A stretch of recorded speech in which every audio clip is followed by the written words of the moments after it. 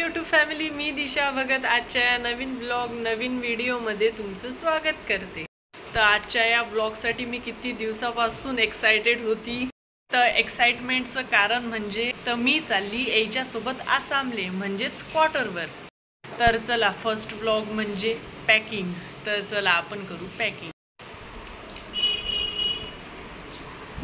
तर सर्वात पहिले मला जे जे पाहिजे होतं ते मी सर्व पुढे काढलं। पाहू शकता पूर्ण घरात पसारा तो आमचाच पसारा होता। सगळा विचार चालू होता काय न्याव काय नाही न्याव, सगळं पाहा लागे काय कराव काय नाही कराव। तो आणि त्या म्हणतात आमचा चिंगू म्हणे की मी बॅगवरच चढतो म्हणे, त्याला त्याचाच हरी घेऊन राहिला। दबिन्ना थे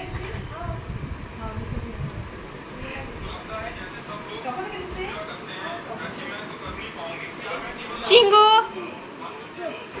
मग फायनली घेतली बॅग पॅकिंग कराले। आणि आता हिवाळा सुरू होत आहे तर स्वेटर मोचे सगळं मफलर गिफलर हे घ्यास लागत होतं।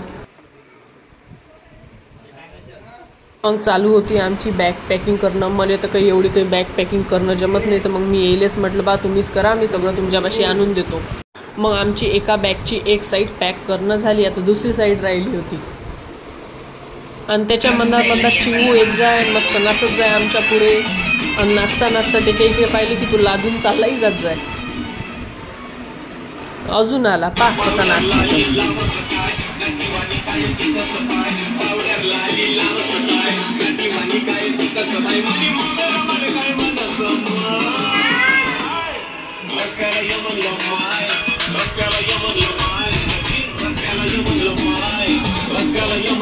चला त्याचं तर चालूच आहे नाचणं गिचणं। मग आमची एक बॅग पॅकिंग करून झाली।